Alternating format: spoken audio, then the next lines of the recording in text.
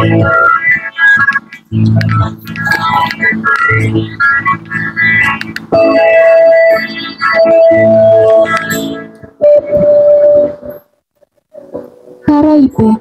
Karaipe adalah perempuan yang malang. Hidup di kampung Ipa, sebuah desa kecil di distrik Wan. Di kampungnya, semua perempuan menemukan pasangan hidup melalui perjodohan yang diatur oleh orang tua. Namun, Karaipe berbeda. Ia tidak pernah dijodohkan. Tak ada pria yang tertarik padanya. Keadaan ini membuatnya menjadi sasaran cemoohan dan iri hati dari perempuan-perempuan lain di kampung. Setiap hari, Karaipe dihina dan dianiaya. Mereka menganggapnya sebagai ancaman, bukan karena Karaipe cantik atau kaya, tapi karena suami-suami mereka sering melihat ke arah Karaipe dengan mata penuh rasa penasaran. Cemburu membakar hati para perempuan itu, dan dalam amarah yang membara, mereka sering memukul Karaipe hingga tubuhnya penuh dengan luka. Bekas pukulan yang disebut basator dalam bahasa setempat. Malam demi malam, Karaipe menangis di bawah sinar bulan, meratapi nasibnya yang kelam.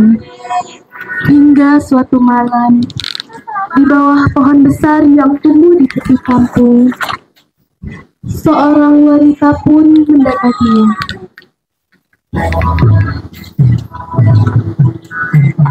Karaipe, kau takkan pernah mendapatkan jodoh. Bahkan jika kau berjuang dunia pun, takkan ada lagi yang menginginkanmu.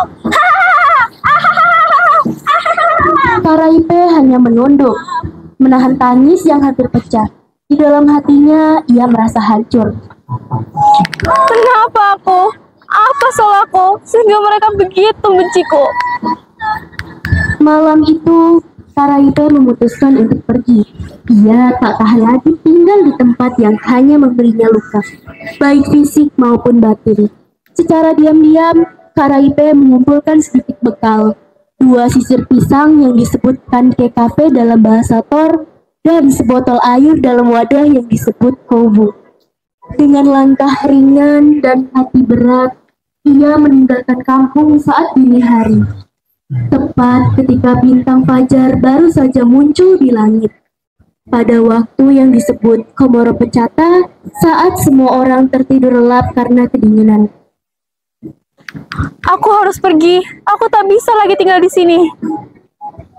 Ia berjalan menyusuri pesisir pantai, membiarkan angin malam yang dingin menyentuh wajahnya.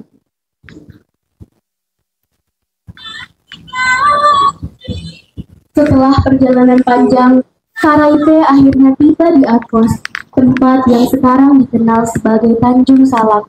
Di sana, ia membangun tempat tinggalnya yang baru, dengan menggunakan tangannya sendiri. Tempat di mana ia berharap akan menemukan kedamaian. Hari-hari berlalu, dan Karaipe mengisi waktu dengan bermain. Ia membuat gelang dari daun nipah yang kering. Sebuah permainan sederhana, namun penuh kegembiraan. Gelang itu ia lepaskan ke udara, membiarkannya berputar tertiup angin, dan ia berlari mengejarnya sambil bernyanyi lagu yang ia ciptakan sendiri. Naimuha behwan bekumba kura dari ber. Yang artinya di seberang sana ada laki-laki yang suka dengan saya, kah? Namun kebahagiaan kecil itu tak berlangsung lama. Pada suatu hari, saat Karaipe sedang beristirahat di gubuknya setelah seharian bermain, tiba-tiba ia mendengar suara asing memanggilnya.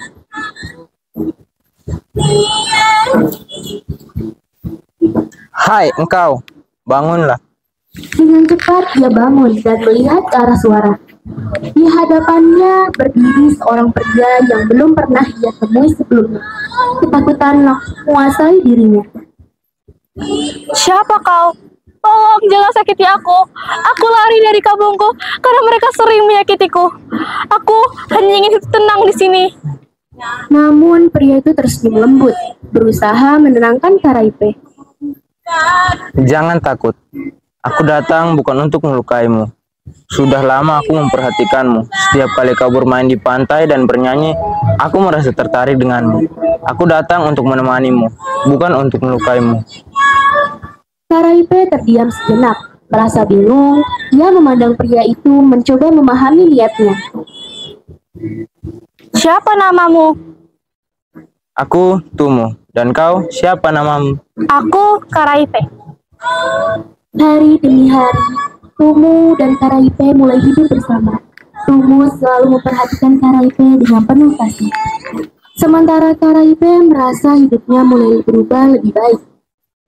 Namun, suatu hari, Karaipe mulai merasa ada yang aneh dengan Tumu.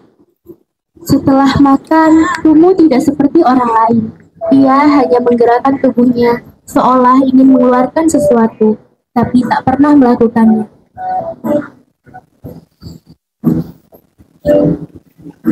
Kenapa suamiku tidak seperti manusia lainnya? Akhirnya, Karaipe memutuskan untuk mencari tahu. Suatu hari, ia menyiapkan jebakan dengan kayu tajam, memasangnya di tempat duduk Tumu. Saat Tumu pulang dari perjalanan ke seberang, Karaipe menyuruhnya duduk.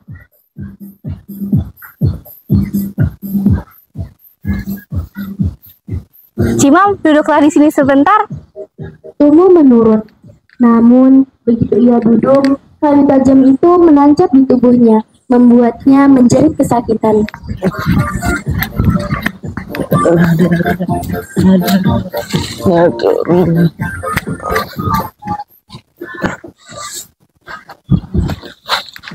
Tumu akhirnya mengeluarkan kotorannya, dan Karaipe segera merawatnya. Namun setelah kejadian itu, Tumu merasa malu dan hanya keluar pada malam hari untuk mencari makan, seperti kelelawar yang bersembunyi di siang hari. Waktu terus berlalu, dan akhirnya Tumu mengajak Karaipe untuk menyeberang ke Pulau Aru, tempat asalnya. Mereka merencanakan perjalanan, tetapi sebelum mereka sempat pergi, keluarga Karaipe datang mencarinya, mengajak Karaipe kembali ke kampung Ipah.